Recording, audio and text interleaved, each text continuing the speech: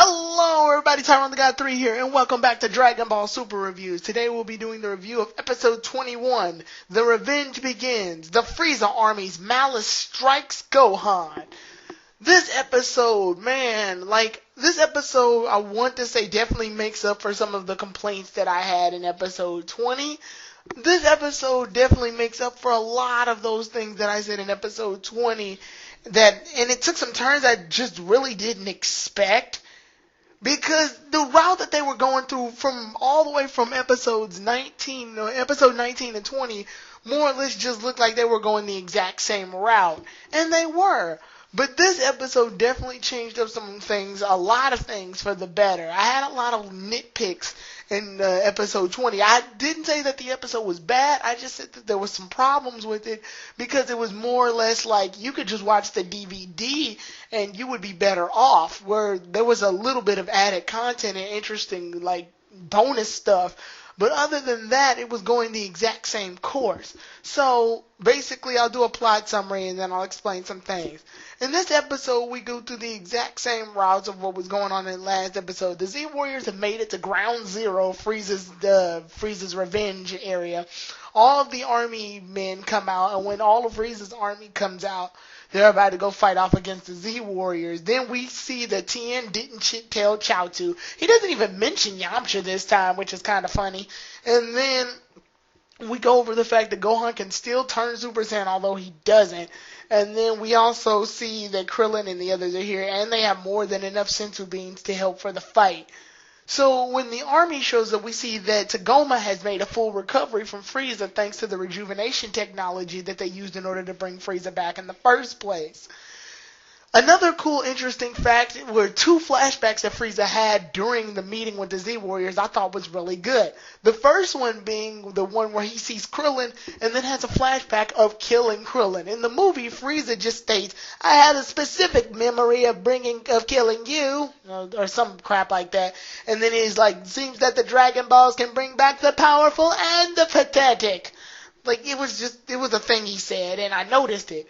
Whereas in this one, they actually showed the actual flashback of what happened, and I do like that attention to detail. When the army ends up attacking, the exact same number that Master Roshi said before is still relevant. 170 soldiers for each of the Z Warriors. However, it's a weird note that Jaco doesn't fight as many soldiers as he did in the movie. In fact, he only fights one in this episode, and I thought that one that he fought in this episode was pretty funny. Anyway, when the Frieza soldiers attack, we see the Z Warriors are going in and fighting with a little less fluid animation than in the movie, but it's movie compared to an episode. One obviously has more budget. So we see the fight actually go down, and when we see the fight go down, we see that a lot of the soldiers are getting their asses handed to them. And Sorbet ends up getting flicked off because of Frieza getting pissed at the results of the fight. We see Tagoma and Shisame are there. I'm guessing they're like the second wave of soldiers that are supposed to attack.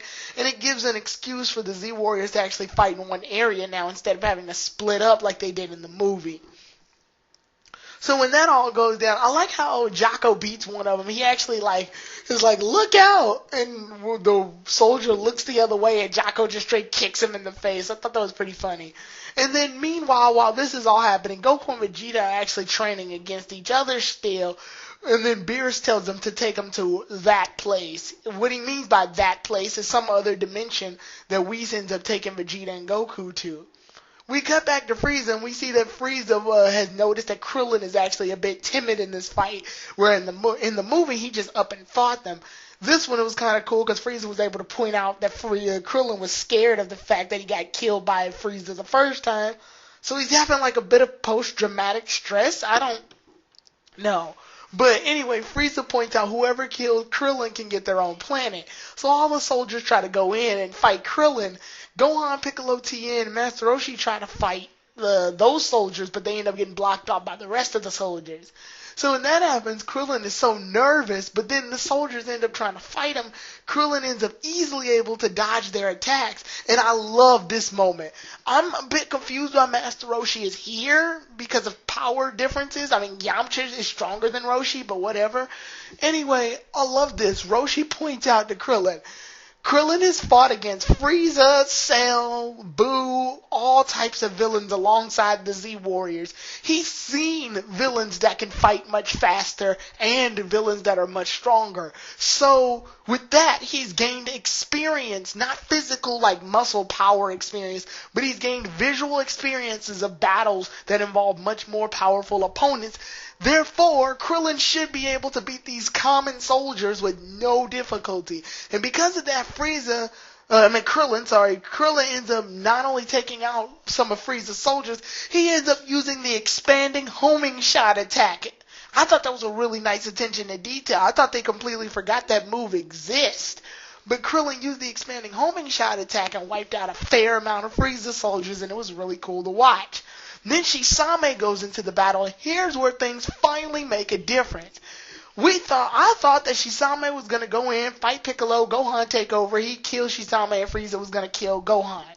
And then Piccolo bring him back. That's what I thought was going to happen. What ends up actually happening is that Shisame charges Gohan, and Gohan does a cool little monologue that I thought was cool. He's like, I got a newborn daughter now, and I need to keep this world peaceful for her. I like that. It gives Gohan more of a drive to become stronger and gives him more of a reason to fight off against the Frieza soldiers and make peace on Earth.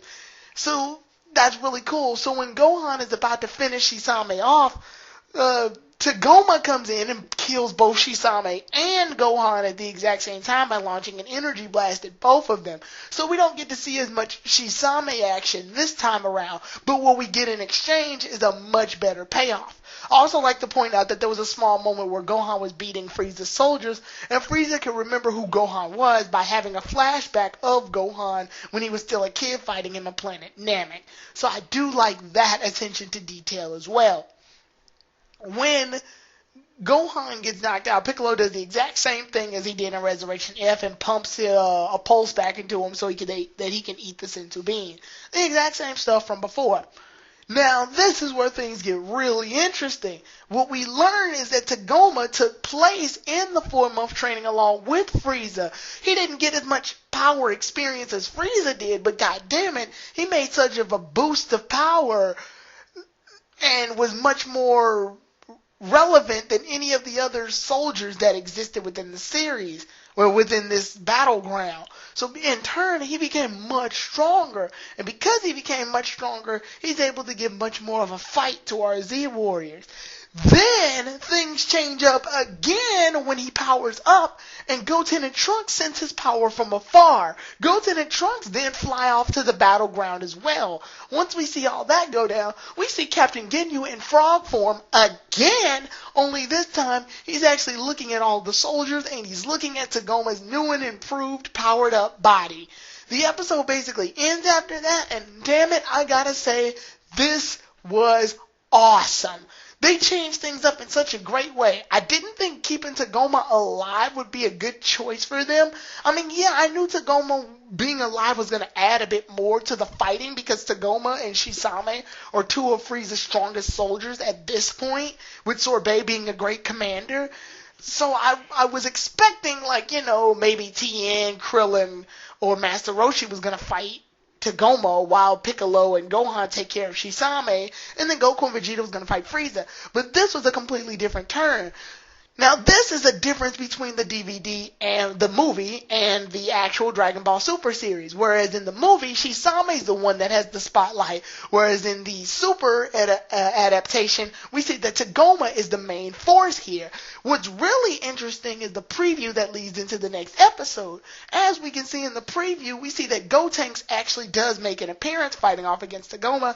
And Tagoma can not only fight off against Gohan, but he also fights against Gohan, Piccolo, and Tien, and Master Roshi, and I guess Krillin's there, I don't know. But we see that the other Z Warriors are having difficulties fighting Tagoma.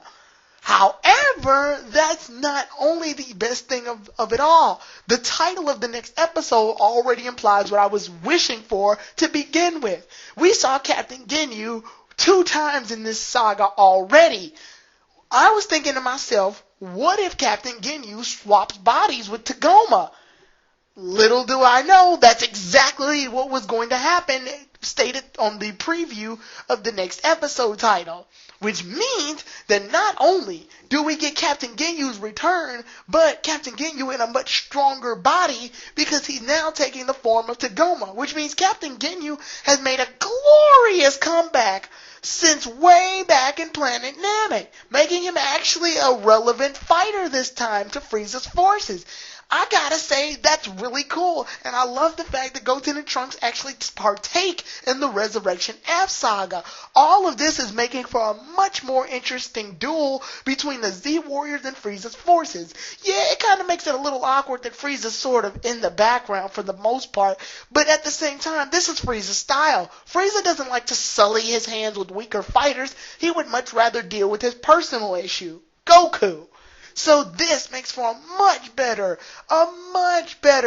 interpretation of what happened than in the Resurrection F movie. Whereas in the Resurrection F movie, it was still interesting, action-paced, and fast-paced. This one takes a much more interesting twist and brings back fighters from old in order to make them more relevant. And it also ties in the sagas a lot more comfortably than the movie did. Where in the movie, Frieza being resurrected was just a plot device in order to get the Z Warriors back into fighting again. This is definitely a much more interesting turn. The animation and quality isn't quite as good, but you know, it's a movie versus an episode. What are you going to expect? But I do like this twist. I do like this unexpected turn that they've taken with things. And this definitely makes up for that rant that I went through in episode 20.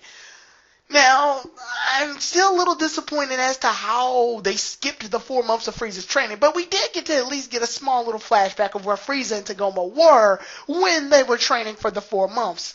But other than that, this was great. So, as I was saying, this is a major improvement, and I'm mostly hyped for the episode after this one, which is episode 22, Change and Impossible Revival, The Name's Ginyu. I can't wait for that. I'll see you all then, everybody. Tyrone the God 3,